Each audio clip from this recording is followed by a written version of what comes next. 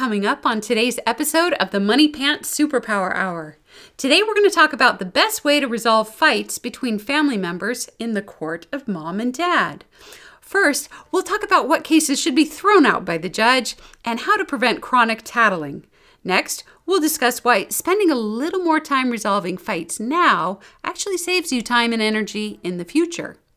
We'll share the secret of how to effectively turn a fight into a teaching moment, and we'll talk about ways to help de-escalate anger and avoid repeat offenses by using Moneypants.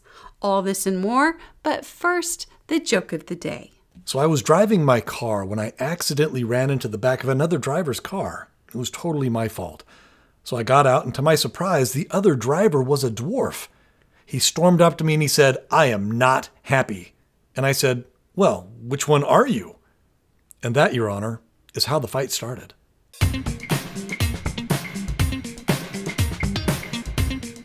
Hello, everybody, and thank you for tuning in to another episode of the Moneypants Superpower Hour.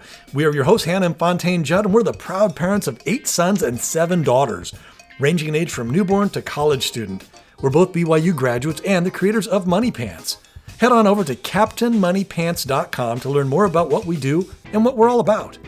We believe every person on this planet has been given at least one superpower to help them accomplish their unique mission in life. But the only way to unlock those superpowers is through work ethic. That's when greatness happens. And that's where Moneypants comes in. Moneypants is the complete tool set for cultivating work ethic in all aspects of a person's life. And it's kind of awesome. Today's topic is about fighting.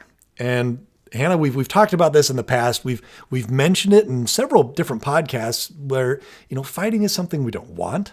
It's something we don't actually advocate. Matter of fact, we talk about, the whole team. We're part of a team, and you don't want infighting in the team. It just brings the whole team down. It brings a bad vibe into the home, and it undermines what you're trying to accomplish. But we've never been explicit as to how to deal with fights per se. And so we want to kind of talk today about some of what we think are 7 great, concrete steps you can take to resolve fights at home where pretty much everybody leaves feeling better about themselves. So that's what we want to talk about today, is the 7 steps to resolving fights at home. But before that, I think we should probably start off with some stories. And we came up with 3, I think, very appropriate stories.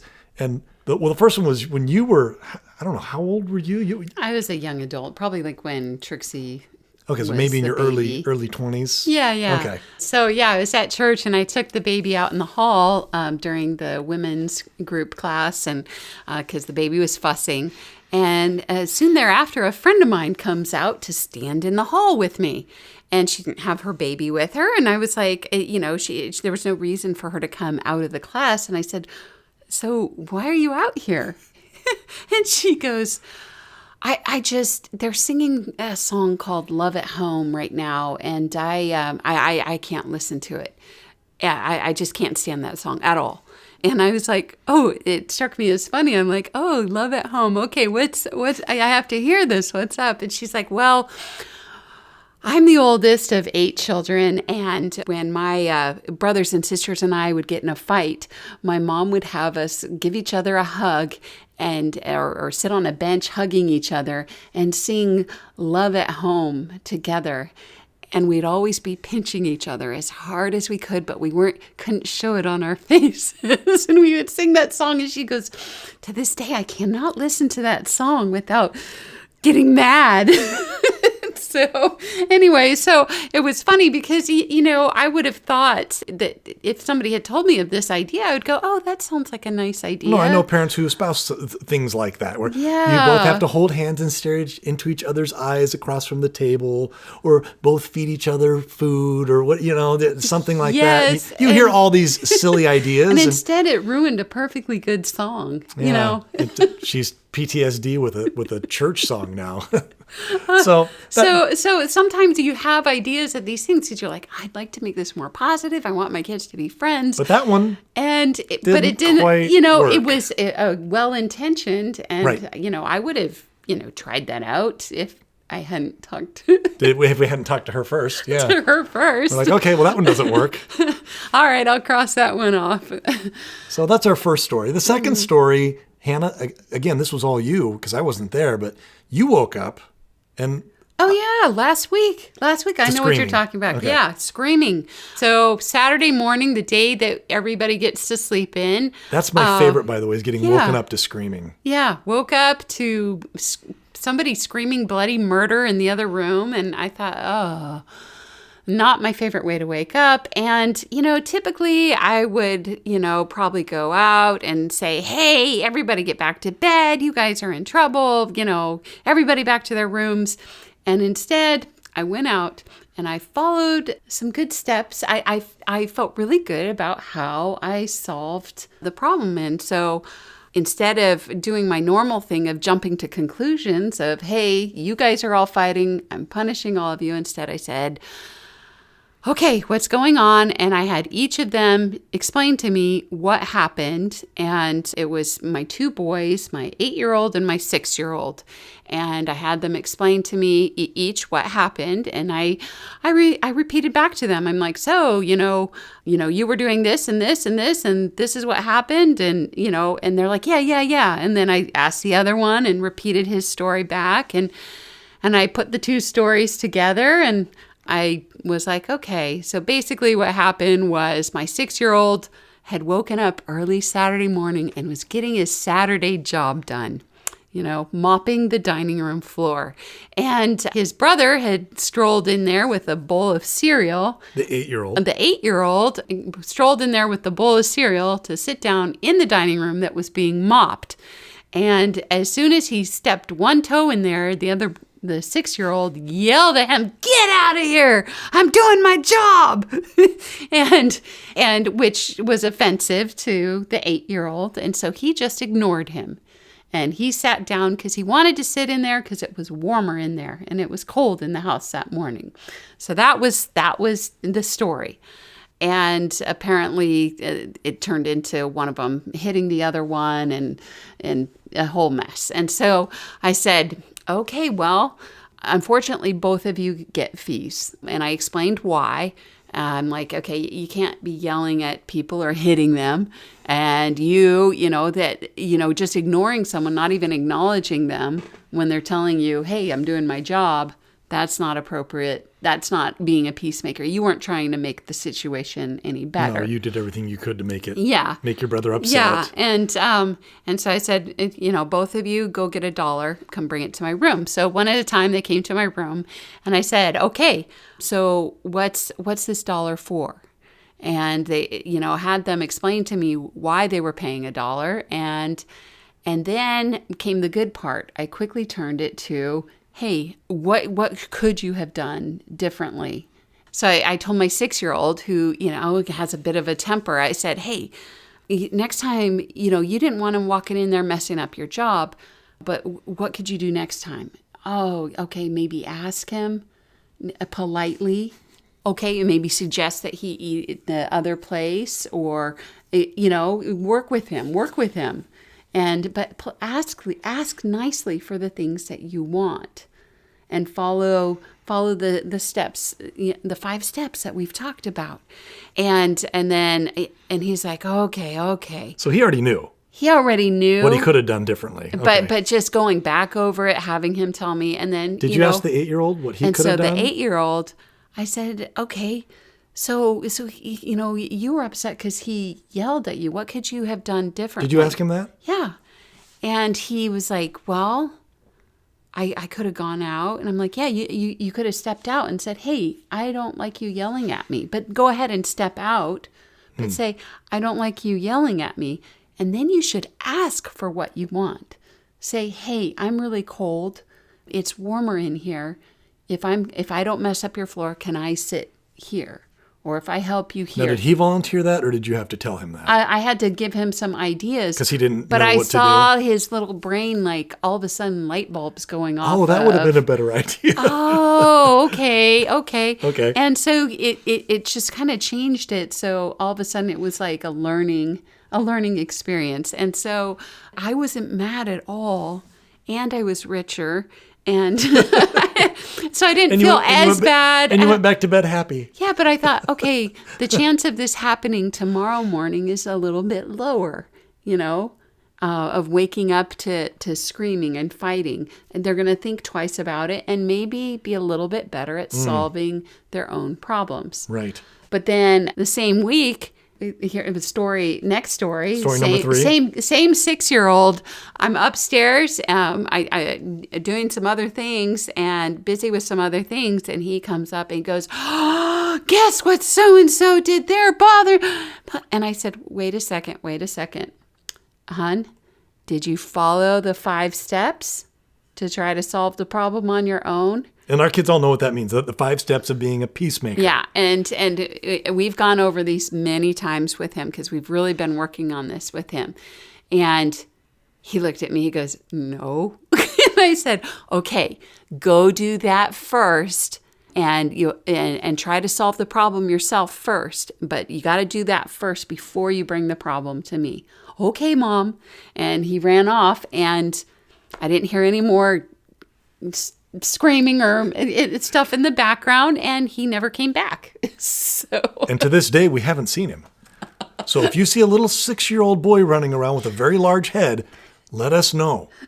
No. So, but no, but I like those 3 stories. The first one is great because it's kind of like an adult feedback on a childhood punishment of, maybe that wasn't the most effective. But the second was like your own experience of you did do the right thing and you felt good about it, and so did the kids. Yeah. And then the third one was basically you're nipping it in the bud. Like you didn't even have to solve a fight. You solved the fight before it began, basically.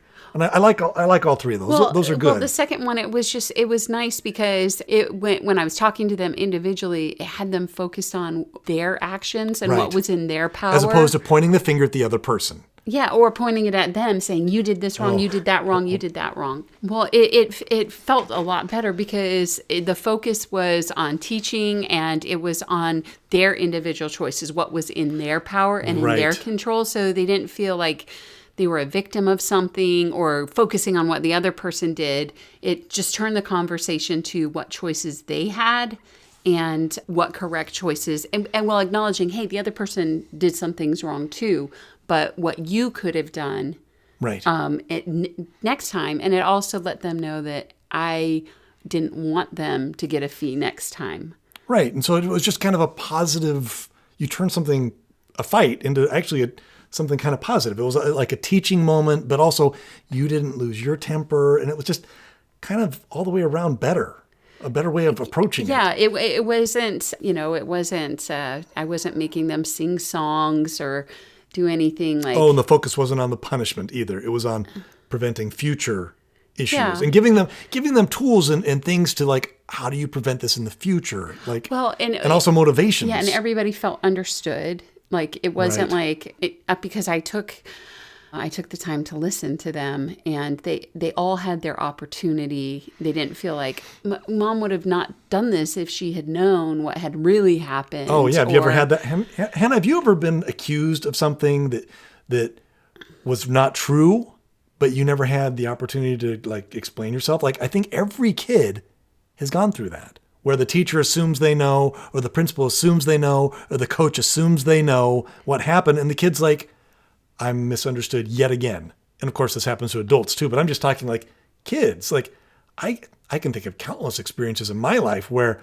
I was accused of things that I didn't do, whether it was when we were playing a sport or we're at recess or it was in class, or it doesn't matter. Like it would happen because teachers have 30 students and something goes wrong and there's 3 kids and it's like, I'll just punish all 3 and move on. Like it's too easy. And parents the same way. The parents are busy, don't have time to deal with it. Just move on. Like punish everybody and move on. Well, that's, what's horrible is I actually had parents who were very good at listening. And as an adult, I'm horrible at listening, even though I had the good example from my parents. And so I'll be busy and I'll be like, I don't want to listen to that. I don't want to hear that. I'm sick of fighting, or I don't want to, it's the same old, same old. I don't need to hear this. Mm-hmm. And so I don't want to take the time to listen to somebody's stupid fight. Well, Hannah, it's easier just to administer punishments. It really is. Yeah. It's so much easier just to, everybody give me, $1, or everybody go clean walls, or everybody go outside, rather than listening, because then you end up punishing the innocent.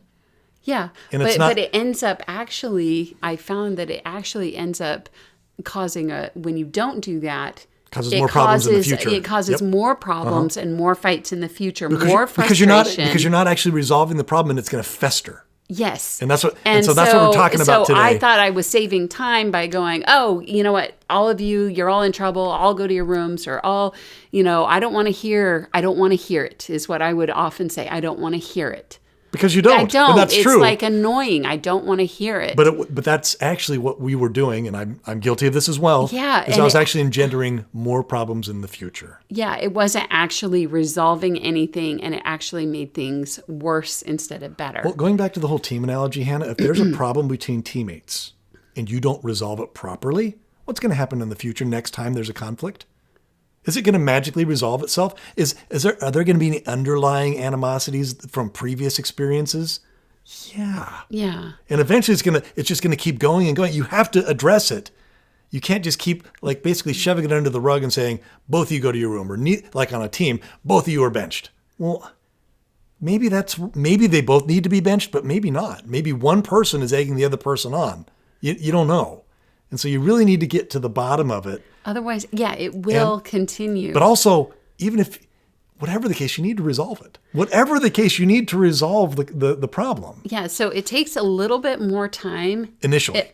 Initially, it takes a little bit more time to resolve a problem appropriately and fairly. However, it in the long run, you make up for that. So don't think, hey, I'm saving time by not listening to this fight.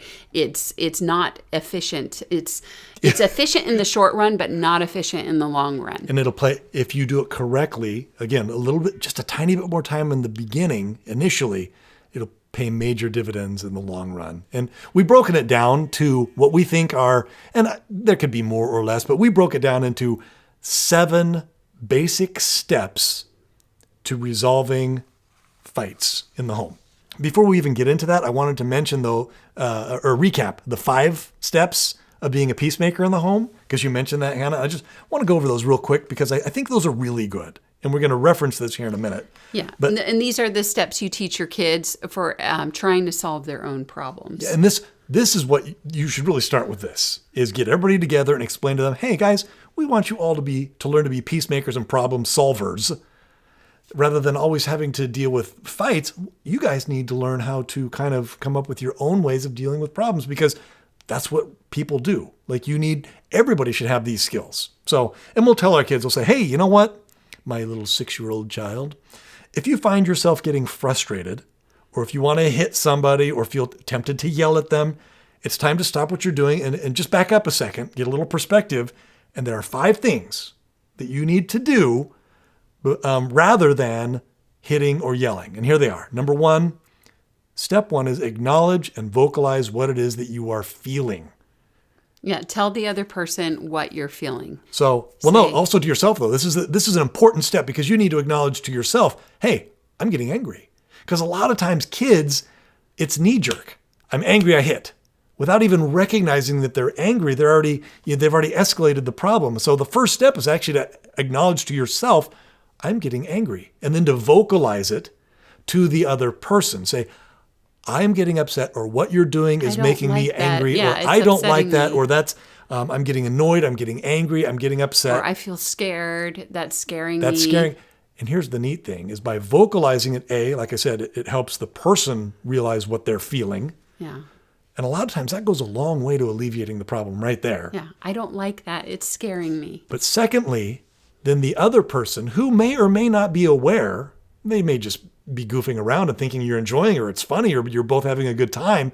As soon as you say, I'm getting upset, then they know, oh, wait, they're not enjoying whatever activity it may be. I thought we were both enjoying it.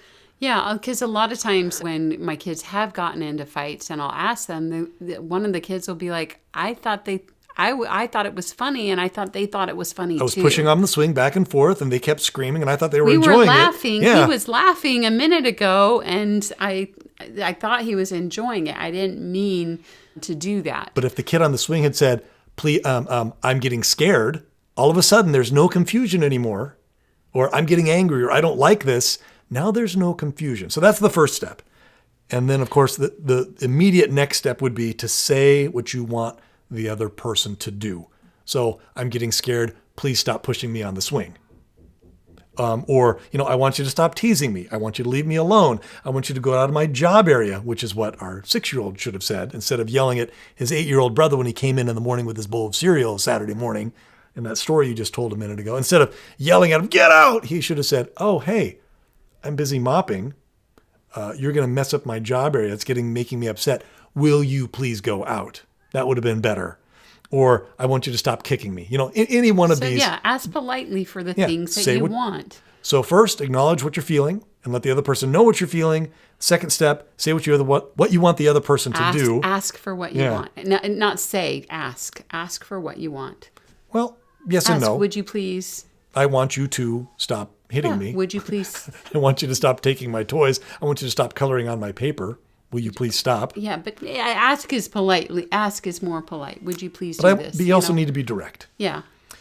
Step 3 then, if that doesn't stop the behavior, then here's a really great trick, is suggest another activity. Like, hey, let's play a different game. Like maybe whatever you two are doing and the other person keeps teasing you, say, hey, you know what? Let's play a different game. Or why don't you go play with those toys over there? Like, kids are amazing. The power of suggestion is incredibly powerful for human beings. And just suggesting a different activity a lot of times is enough to resolve the problem. Or, please go to your own job area. Let's do this instead. So make a suggestion. And we talk about this. Instead of saying no, redirect. Say what you should do. And so we're teaching our kids these same principles. Hey, what you're doing is making me upset. I don't like it. Please go out of my job area and go to your job area. Yeah. Okay. And then step 4, if the person still won't leave you alone, then you need to go away.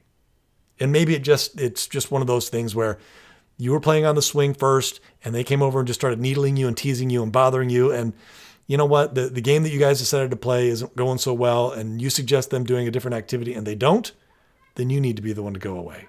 And this is going to make you learn to grow up a little bit, where maybe you're going to have to sacrifice something that you were really enjoying, but for the sake of being a peacemaker, you're going to move away and go, I'm going to go do something different. Now here's step 5. If that still doesn't solve the problem and the person follows you wherever it is that you're going and still teases you, that's when you go and get mom and dad, because you've done everything. You've done everything right. You've told them what you wanted. You asked them to leave you alone. You suggested a different activity, and you even went and did a different activity, and they're still teasing or fighting or trying to get at you. Then that's when it's time to get mom and dad involved. So those are the 5 steps of being a peacemaker. And we teach our children this. And it really makes the kids feel empowered, Hannah, where I think that... Where they know what they're supposed to do, where it's not like... It's a course of action that they're supposed to pursue. And it's so helpful for a kid to know what to do. And we talk about this, Hannah, where kids get a lot of no. Don't do this, don't do that, don't do... And there's a place for that. But they don't know what to do. Yeah, you have to teach them what to do, and that needs to be the emphasis. So just a quick recap there. Those are the 5 steps of being a peacemaker. Just kind of to throw that in there, because we're going to come back to that in a second. But because when they're in this court of mom and dad, if there's been a problem, that's going to be one of the questions that they're asked. Exactly. Did you do these things? Steps of being a peacemaker. Yep. As a matter of fact, we'll talk about that in a second. So today's topic, the 7 steps to resolving fights in the home. And when resolving fights, and it's gotten to the point where mom and dad are involved, this is just like a court case where, except mom and dad are the judge, jury, and executioner, which is why it's so important that you kind of... So far, I haven't executed any of my kids, just FYI. Not yet. No. And you know what? But moms and dads have a big job, because you're trying to avoid resentment, but also you're trying to turn it into a teaching opportunity. And so here they are. Here are the 7 steps to resolving conflict and fights in the home. And step 1, actually, I think should go without saying, but maybe not. It's that when a kid comes to you with a problem or a fight, the first thing you should ask is, hey, Billy, did you do the 5 steps of being a peacemaker? That a lot of times resolves the problem just like that, where Billy goes, oh yeah, no, I haven't. And off they go. Yeah. So if somebody's bringing you a case, presenting a case to you of a fight, Sally's bothering me. yeah, you can throw that case out if they haven't taken any steps on their own to resolve it.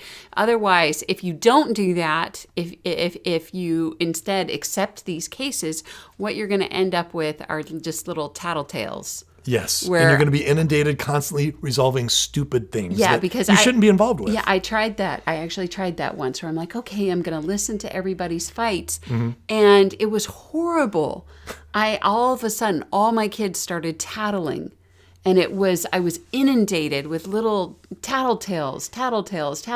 And he got the milk out. He's in the fridge. Yeah, She's eating yogurt. and that's where I don't want to hear it anymore. I don't want to hear it. The pendulum kind of swung the other way. Yeah, and instead, it works so much better when that happens. Go, wait a minute, you can't bring this to me unless you've done your part of trying to solve this first. And that cuts down on all the tattling. Yeah. And so it's a very important step. Hey, what have you done to try to resolve this? Have you done the steps? Hannah, it is their problem, and they should be taking responsibility for it, and they should be applying the steps of being a peacemaker. That's what you want. You want to teach your kids that. Like, that's such a good thing, and it's empowering to them as well. So that should be the first question. When someone comes to you with a fight, say, well, did you follow the 5 steps of solving the problem on your own? And if the answer no, all you do is say, okay, well, go follow the 5 steps and try to resolve your own problem. Because it teaches the kids to think about how to be peacemakers and problem solvers instead of little tattletales. Yeah. And they'll have a better relationships throughout their whole life if you can encourage them to do this. Like, this will be a life changer for the rest of their lives, because instead of thinking tattle, immediately it'll be like, how can I resolve this? What would the world be like, Hannah, if everybody employed that? Very good. Be better. Very good. And if they don't remember the 5 steps of being a peacemaker, just go over it with them. Just remind them real quick. Hey, say what you want, or say how you're feeling. Say what you want. Suggest something else. You go away, and if there's still a problem, then you can come get me. Just remind them, because it's really easy. Okay. But if for whatever reason those 5 steps don't work, and, you overhear a nasty ruckus and it's time for the court of mom and dad to convene, then it's time for a court case. And here they are. Here are the 7 steps to resolving fights in the home. And I'll just go over them real quick. And they are, number 1, got to get the facts. Number 2, repeat the facts. Number 3, give a chance for rebuttals and clarification. Number 4, give a verdict and final judgment. Number 5, collect a fee if necessary. Number 6, a teaching moment, and make it a teaching moment. And number 7, escalation prevention. So we're going to kind of go over those real quick here, where the first step is when there's an unresolved fight, and it's now entered into the realm of the court of mom and dad.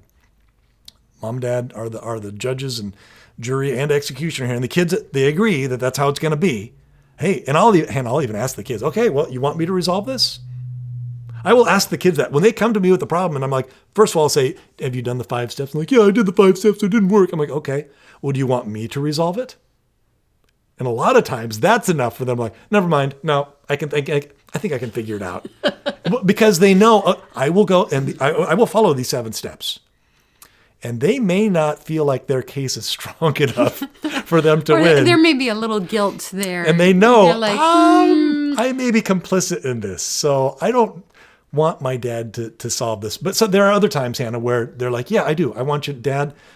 There's a wrong going on. Yeah, and sometimes they're like, I need you to resolve this. And I need your help resolving this. And so what we'll do is, step number 1 is we got to get all the facts. And that's where we sit down. And again, we talk about this. This may seem like a little more time consuming to begin with initially, but this will pay major dividends in the future, where you'll have fewer and fewer fights in the home, especially after you start implementing this process and your kids understand how it works. And the fights will dwindle and dwindle and dwindle until they'll be very rare. And that's been our experience. So first step, get the facts. And that's where you basically, it's the fact finding, you interview everybody involved. You interview the person complaining, you got the plaintiff and the defendant, but also anybody who witnessed what happened. And this is where you practice your active listening. Hannah, I have a couple rules, and I do this. I tell the kids, I'll get all the kids and I'll whoever's involved, and I'll tell them, before we start, I'll say, okay, I'm going to ask each one of you one at a time. Nobody else can talk while one person is talking, and whoever it is that I asked, they're the only ones allowed talking. Because what will happen, Hannah, is it could become an argument right there in front of you, where one kid is talking, he didn't say that, I said that, and that's, but he took that. So you say, no. Only one person talks at a time, and it's whoever I'm asking the questions. Everybody else is quiet. You'll have your turn in a second, but everybody else needs to be quiet. Okay, Johnny, you tell me what happened. And that's where Johnny gets a chance to say, I was playing with my toy and then so-and-so came over and took it away and I tried to get it back and he hit me over the head, whatever. Okay, thank you, Johnny. Is that it? Yeah, that's it. And and here's the thing, Hannah, you're actively listening. You're trying to make sure you understand their point of view and they feel like they've been heard and understood. Well, and the best way to do that is to listen to them and then recap what they were saying, what they were feeling, what they were thinking. Say, okay, so you saw this and you thought this and that's why you did that. And then this is what happened. And that's called active listening. And it seems like a dopey step, but it's really important because it lets them know that they were heard. And that goes, Hannah, that goes a long way to diffusing the frustration right there. Because a lot of times fights are about misunderstandings. And there's nothing worse than being misunderstood. It's so frustrating. Yeah, when I was trying to figure out how to deal with fighting in the home because it had become a problem, I did this thing where I had the kids write a paper about what happened. The kids that were old enough, I had them write a paper about the fight, what happened, and then what they should have done differently. And so I did this exercise for a couple months. I did this. And what I noticed is a lot of times it was actually a misunderstanding where I would read the two papers, and once I read the other person's paper to the other person would go, oh, I didn't know that. And they had totally misunderstood each other, got mad at each other for misunderstandings where they thought something was somebody else's and it was an honest misunderstanding. And a lot of it's surprising how many fights are honest misunderstandings. Well, that was actually a really good exercise where you had them fill out the paper and it said, what happened? What could you have done differently? And do you remember all the things you had on there? It was really good. I thought it was really good. They had to explain what happened and what they would have done differently. And but you talk about misunderstandings. We used this example a few episodes ago where we were saying how Trixie was getting really mad at, and this is a fictional example, but Trixie was getting all mad at Tia because Tia was always making her late to class because she didn't get in the car in time and they blah, blah, blah. But Trixie never said that. Trixie was just getting mad at Tia. And it turns out that Trixie was upset because she was getting late to class, not because she was taking long to get in the car, because Trixie was getting marked low in her class, and that was affecting her grade, which is affecting her opportunity to get into the college of her choice. Whereas the other kid was like, she's just being mean to me. Right. Because Trixie hadn't vocalized. She won't talk to me in the morning, and she's being mean to me. And all snippy, and why aren't you in the car? Hurry up and get in the car. Quit playing with that, blah, blah, blah. Whereas, again, in this fictional example, if Trixie had just said, hey, I'm getting frustrated because we're late and I'm going to get a bad grade in my class. But it was just a simple misunderstanding. A lot of times it was like, the other person a lot of times would think that they were mad about something that they weren't mad about. Right. That's how I knew it was a misunderstanding. They're like, they were mad because I stepped on her such and such. And really the other person was mad about something completely different. And it just kept happening over and over again when they would write these papers where the other person actually had no idea why the other person was even mad. But we say that, Hannah. We've said this before where children are amazing observers, but horrible interpreters. They don't know what things mean. And so they just see somebody's mad and they're like, they think it means this, but it actually doesn't. It's something completely different. I mean, I'm not a little kid, but I sometimes assume people are thinking things about me Oh, sure. Or do things, and I'm like, oh, they must think this or they must think that. I make a lot of assumptions about why people are acting a certain way. And a lot of times you're wrong. Yeah. And I'll be surprised. I'm like, they'll say something and I'm like, oh, I thought they totally thought something different, or, and it surprises me. I misinterpreted a look on their face or an action that they took. And so it can happen to anybody, really. And so yeah, getting their stories and clarifying them and repeating back to them. And so their perspective. Yeah. So that's step number one, is get the facts. Make sure everybody has a chance to be heard. And that's key. And it's also important because then you can get a better idea of what actually happened because you weren't there. So you kind of have to rely on, and of course, children are the most reliable of all witnesses. Oh, wait, no. So the more information, the more clarity, and the perceptions of everybody involved, really helpful. The only other stipulation possibly is if there's a problem. What?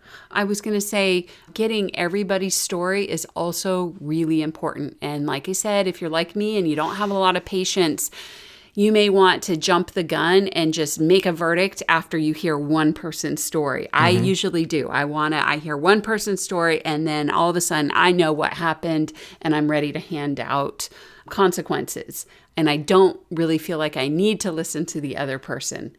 And that is a huge mistake because, you'll hear a sob story from someone and you'll get your panties all in a wad and, you're ready to, you're in big trouble. But then if you take 9 times out of 10, you hear the other person's story and all of a sudden it changes how you feel and it changes the situation.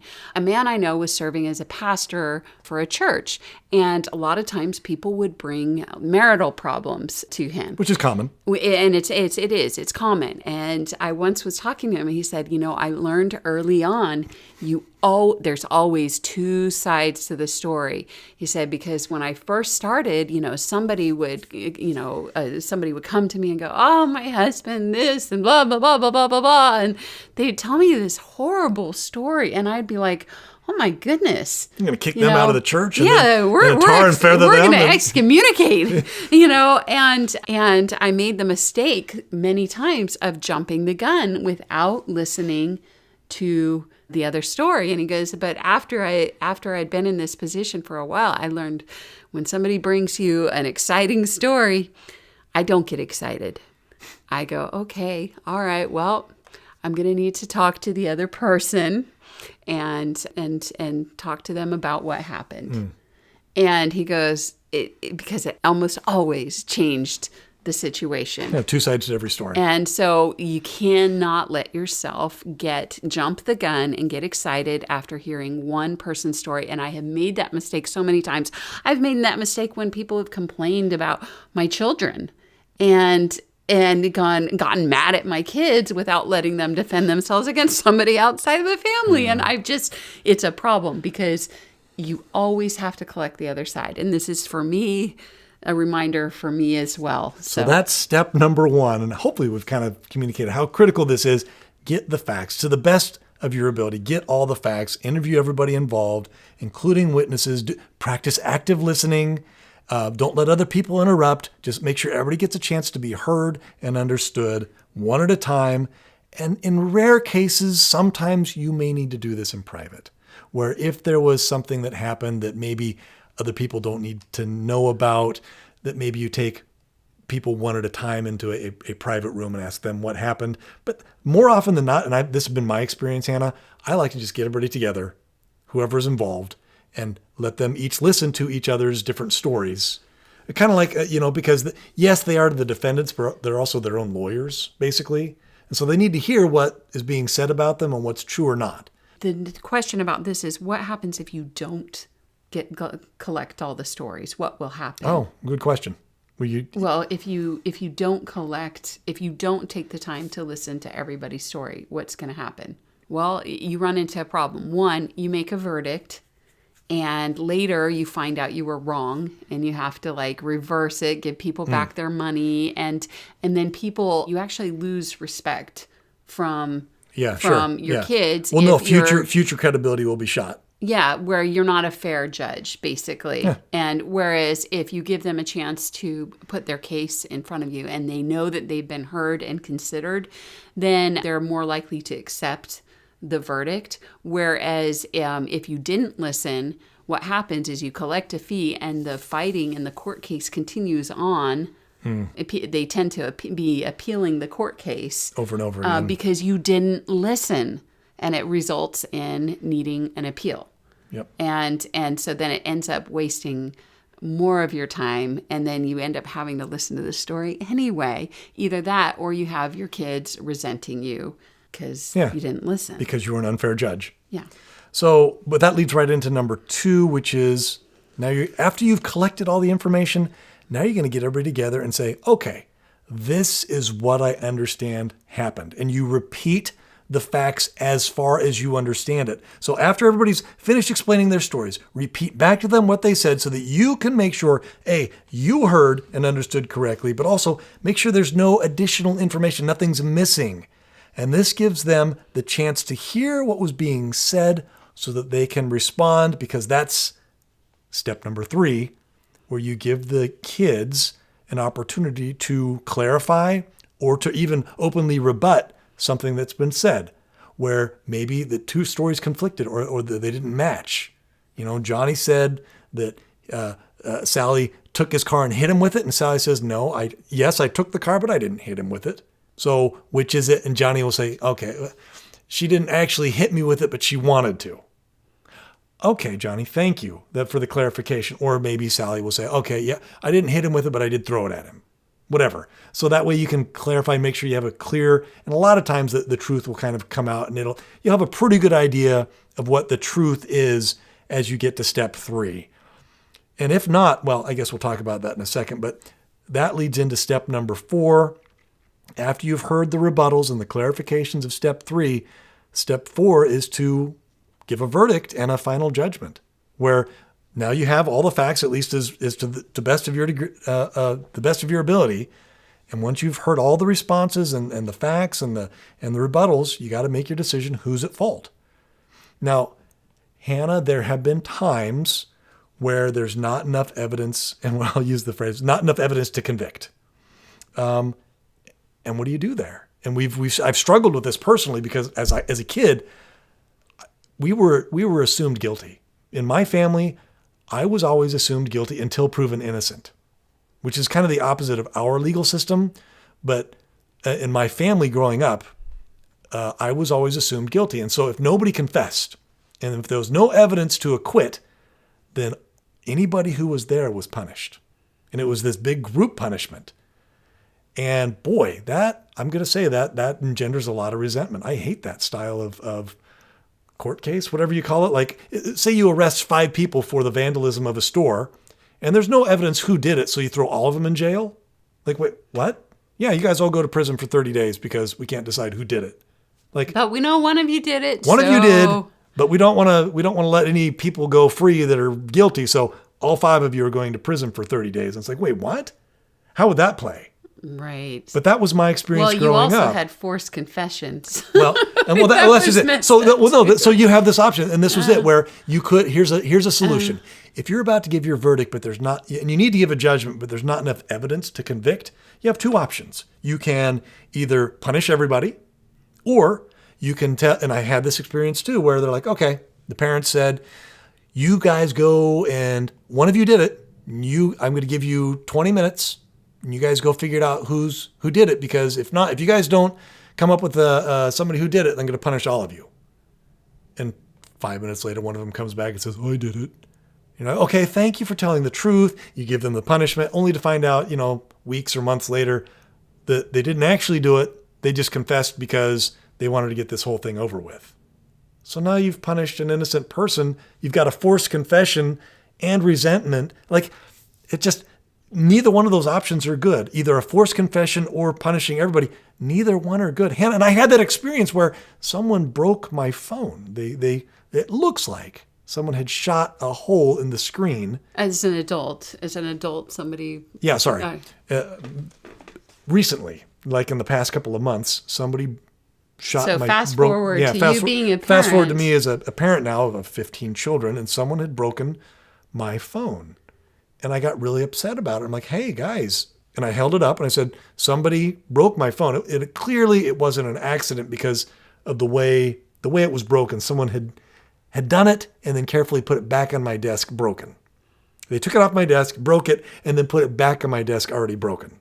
And I knew someone knew they did it, and I held it up and no one admitted. And it made me sad. And nobody pointed a finger, nobody confessed. And I'm like, okay, well, I have two options. Either I can punish everybody because somebody's got to fix it, right? So I'm like, all right, everybody pay me $5 and everybody gets punished.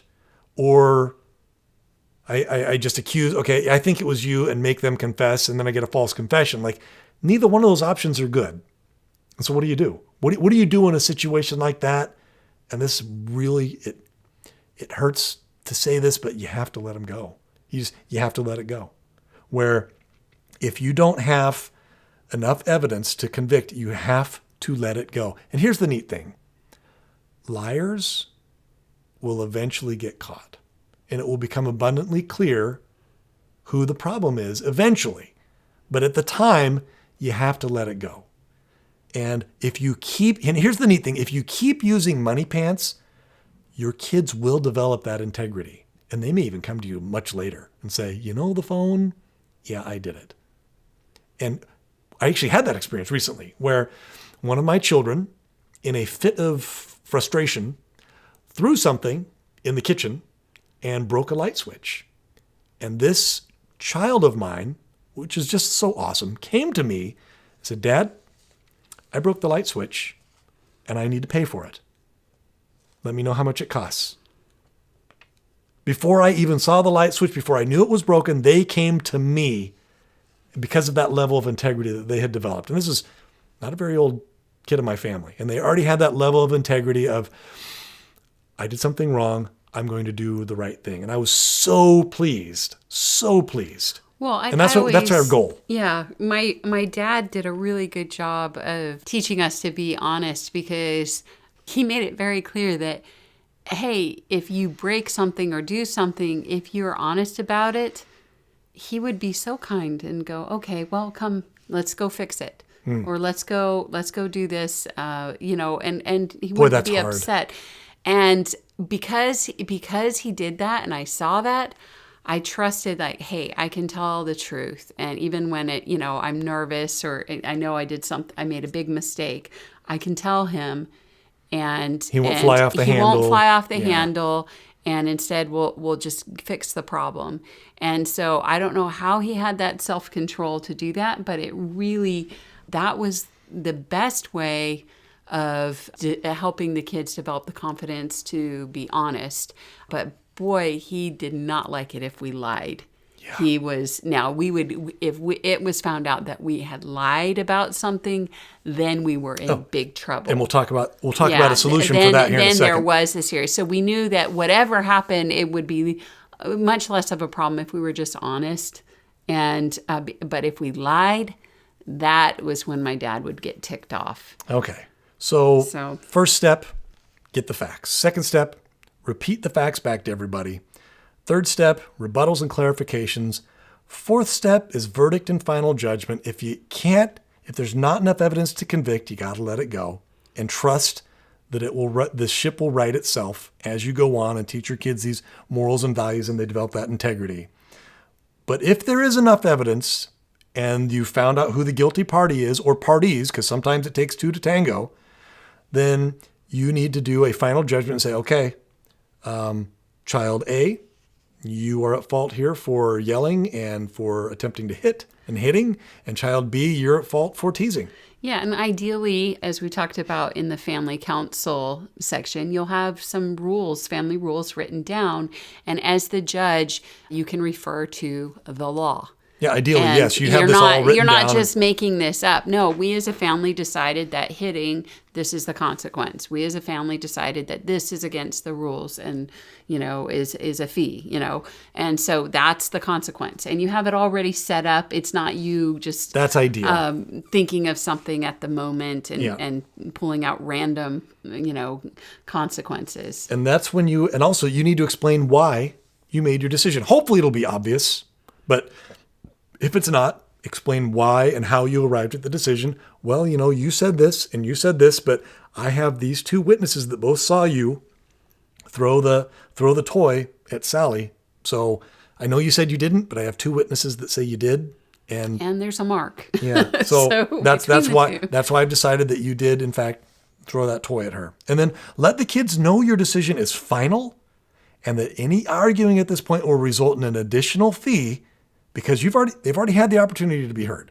You've already given them the opportunity to make their case. Yeah, you gave them the respect and courtesy of listening to them, and now they need to give you the respect and courtesy of accepting the verdict. And at that point, you need to, and this is the fifth step, then you need to collect the fee. And Hannah, we say fees should be rare and used sparingly, only in extreme cases. And this would be a perfect example of when to use a fee. This should not be happening multiple times a day or even multiple times a week. This should be rare. But at this point, you should have them say, okay, go and collect, go get your $1, go get your $5, whatever the fee is for your family from your fund money and bring it to me in cash. Remember, it's got to be cash. Fees are only effective when they're in cash. And we did that whole, the power of cold hard cash. When you're departing that hard-earned money, there's those little pain sensors in the brain go off when you're handing over that cash. And then going back to your point earlier, Hannah, if it comes out that they lied, and it was a blatant lie, and it was proven that they lied, that's when maybe it's a good time to double the fee, because now there's two offenses. They fought, which is a fee, and then a second fee for lying. And you should be very strict on that, where there should not be any lying allowed, especially if it makes it to the point of being in the court of mom and dad. No lying. But they shouldn't be lying anyway. You want them to develop that integrity. But really, if it comes out that they've lied, it's so easy. Double the fee. And there it is. Now you have, if your fee is $1, well, just doubled to be $2. So now they need to pay a total of $3. $1 plus $2 is $3. So, and then here's the cool part. Step number 6, turn it into a teaching moment. When they hand you the money, so they go off to go grab their fund money, they come back, they hand you the money, you ask this really dumb question, okay, what's this for? They're handing you money and you ask them back, hey, what's this money for? Why are you handing me $3? And you think it's a stupid question, but it is not. Because a lot of times they don't know. Okay. A lot of times they'll give the wrong answer. Yeah. Well, because my husband would do this and I would kind of like roll my eyes, and, thinking, okay, why is he wasting time asking them what's this for? And it just surprised me how many times the kids thought it was for the wrong, had the wrong assumption. Almost every time where I'll have them go get $1. They'll give me $1. Say, what's this for? And they'll say, for talking. No, but is it okay to talk? Yeah. Then why am I charging you a fee for talking? I don't know. Think really hard. Oh, because you told us not to. There we go. So what's this for really? Disobedience. There you go. The fee is for disobedience, not for talking. Nothing wrong with talking. It's for talking when we were in the middle of something and you weren't supposed to be talking. See the difference? And so you turn it into a teaching moment because, like I said, Hannah, a lot of times kids are great observers, but not great interpreters, and they don't understand why things are happening. And so you need to ask them that question. What's this you'll for? ask your 6-year-old, what's this for? It's because I was on the swing and I wasn't supposed to. And you're like, no, it's because you kicked your brother. You're not allowed hitting somebody else. So you want that. And they're like, oh. So and they do it. The eyes light up. And oh, that makes more sense. Okay. So that step number 6 is a teaching moment where you ask the question, what's this for? And then once they answer the question, you say, you're going to redirect. So it reminds me of the Train Yourself to Train Your Kids podcast we did about Brandon McMillan, that dog trainer guy, where once you accept the fee, and this was for, like you said, Hannah, for kicking your brother, you say, what should you have done instead? So you've now told the child that's a no. You've collected a fee from them, and now you turn it back on them and say, what should you have done instead? You redirect their focus into what they should have done. Yeah, so the conversation, the main focus of the conversation should be on what to do. And this is where you want to end up. When you get to the court of mom and dad, this is the point where you want to end up. As quickly as possible, you want to get to the teaching moment where everybody knows what to do.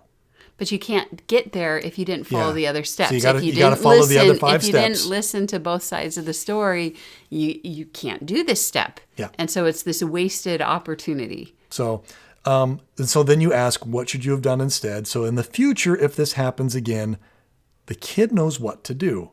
And here's the thing, if they're unsure what they should do and what they should have done to handle the situation, it's a great opportunity to explain it and say, well, and remind them. And this helps them realize that you're rooting for them. You don't want, and you can say this, I don't want to collect any more fees from you. You're actually pulling for them. And they know it. And it's really cool to watch and to be involved because they know you love them and you care about them and you want what's best for them. And you're more interested in helping them do better in the future. So you want this to be a positive and a great moment. And sometimes it doesn't work out. And the kids just seething because they're so mad they got caught or they're getting punished or whatever. And there will be the look of revenge. And you know it because you'll see it. And you're going to have to remind them, say, well, I see that you're still angry at Johnny for telling on you for hitting him, but I see the mark on his face. And according to everybody, he didn't do anything wrong. You just stole his toy and he asked for it back and you checked it out and hit him in the face. I see that you're angry at him still because you got a fee, which means you're not going to be able to watch the movie this weekend, blah, blah, blah. If you continue this behavior, the fee is going to double. So this punishment is going to double. And I suggest, maybe you eat or take a break, go take a rest, do something to help you calm down, go to get a drink of water, so that you avoid an additional fee. And again, we use fees in Moneypants sparingly, so they should have a lot of power and a lot of weight, and they should also be associated with rewards. And we talked about layering rewards. They should be associated with special privileges, where only the children who don't get fees get these special privileges. And in our family, Hannah, we use movie night. Friday night is movie night, and if you didn't get any fees during the week, you get to watch. And it really does go a long way to helping kids go, oh, I don't want any fees during the week. So that's step number 6 is turn the whole thing into a teaching moment, redirect. Tell them no, what you did was wrong, but here's what you could have done better. And make sure they understand that and have them explain it to you. And it works really well. And then the last step is number 7, and it kind of goes with that whole revenge thing we just mentioned, where escalation prevention. Where number 7, if your child wants to continue the fight even after you've warned them against it and you collect another fee and maybe now they've maxed out their fees, then they go to their room. It's only 3 fees and you're out. You get 3 fees max per day and then you're done. And all activities and privileges for that day are canceled. As soon as you collect that 3rd fee, that's it. They're relegated to their room for the remainder of the day. There's no scouts. There's no soccer practice. There's no youth group activity. There's nothing for that night. That for the rest of the day, they're done. And interestingly, you're thinking, well, that's so harsh. No, it's not. And I learned this the hard way. It's actually merciful because first off, we have it so you limit the fees and punishments to 3 for the day. 3 strikes, you're out. We borrowed that from baseball. 3 strikes, you're out. So there's a limit. We try to limit. Well, no, otherwise you could just keep giving fees and doubling it, and pretty soon your kid owes you like $200 and everybody's angry. Yeah, I did that once. It doesn't work out well. Maybe we should just do a podcast about everything we've done wrong. Yeah. So yeah, don't do that. That's a bad idea. So limiting the number of fees, that works well. And then, but actually, that in and of itself is an act of mercy because it gives the kids an out and you, the parent, an out, and you're like, you know what? It's gotten too bad. Today's been a bad day. Today's been a rough day. It's been a rough day. You should go and rest in your room. It's just for what, and everybody has those days. Yeah.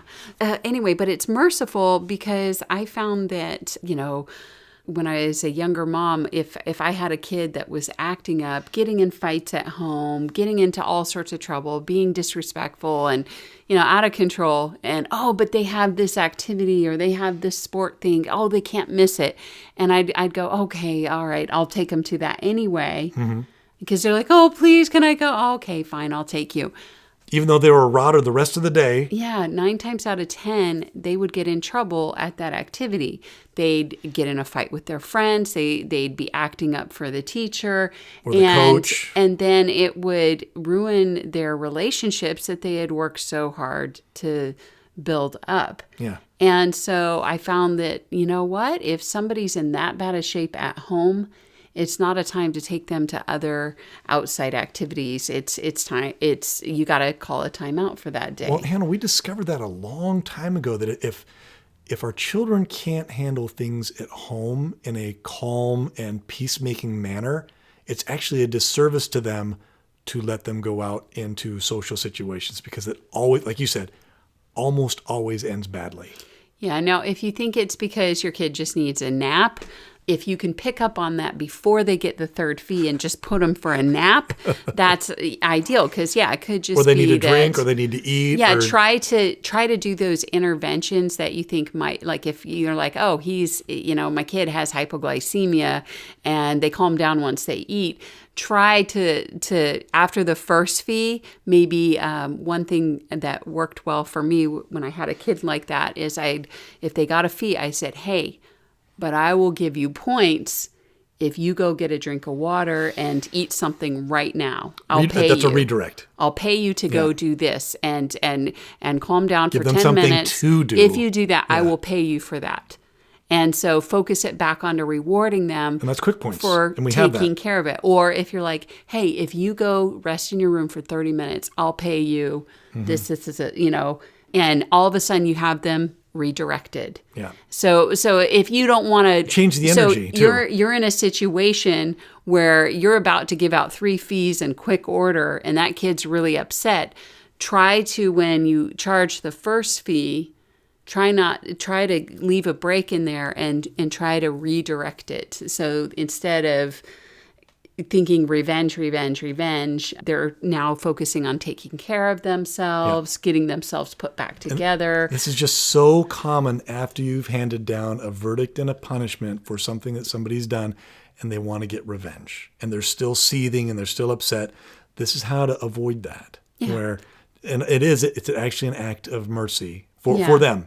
And it's very So offer them rewards to do the things that maybe will prevent a second fight coming on quickly, which could be a nap, food, whatever. But then if they do, in fact, if they just won't quit, call it a day. Yep. Call it a day, and it'll be better for them, better for their relationships if you stick with them. It's actually a merciful thing. So that's it. Those are the 7 steps. And just to kind of recap, the 7 steps of resolving fights. Number 1, get the facts. Number 2, repeat the facts so that everybody knows exactly all the details of the case. Number 3, allow for clarification and rebuttals. Step number 4, give your verdict and a final judgment. Step number 5, collect a fee if necessary. Or fees, depending on what was going on. And number 6, the key was, turn it into a teaching moment and redirect that energy. And then number 7, do your best to prevent escalation and make sure that whoever was found guilty or was given a punishment or whatever, that they have an outlet for their energy and or maybe just to go away. So...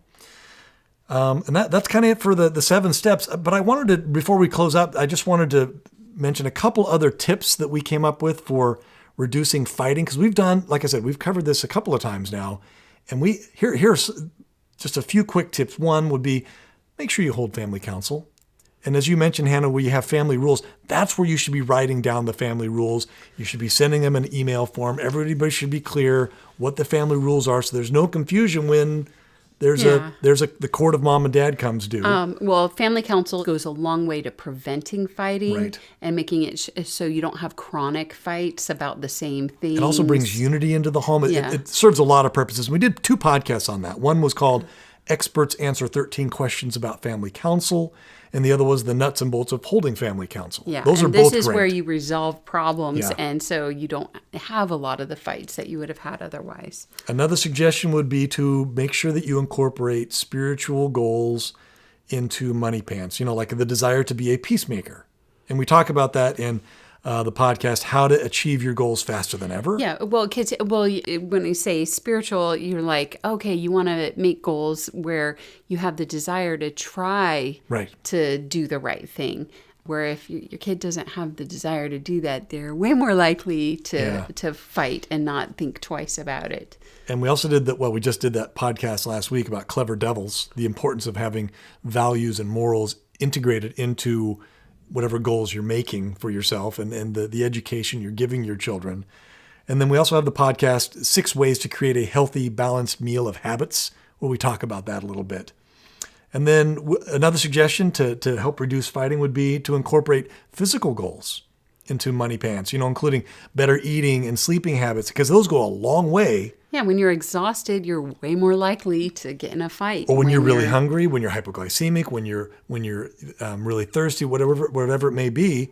And so we actually did the podcast, Put Your Darn Kids to Bed, where that goes, Hannah, we've said it over and over again, can't say it enough. Kids need more sleep than they traditionally get. Well, for some reason, our society has really downplayed the importance of sleep, and kids need their rest.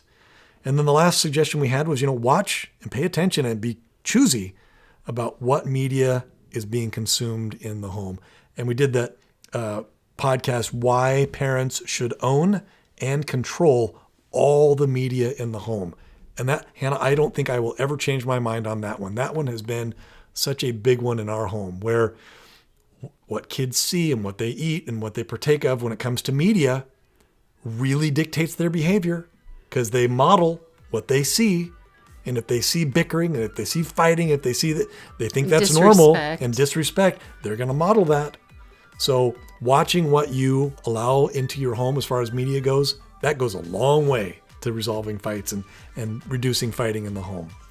And that's it. Those are all of our suggestions on ways to resolve fights, and specifically the recap of the 5 steps of being a peacemaker, but then the 7 steps to resolving fights in the court of mom and dad. And that's it. That's all we have to say about those things. If you like what you hear in this podcast, please tell your friends. They may want to listen too. We may share something that they're actively looking for. And if you have a suggestion for a future podcast, go to our website under support, click contact us, send us an email, and we'll get right on it. And that's it for today. Enjoy some of Falcon Jasper's jammin', jukin', jumpin', jazzy jives. We'll see you next time.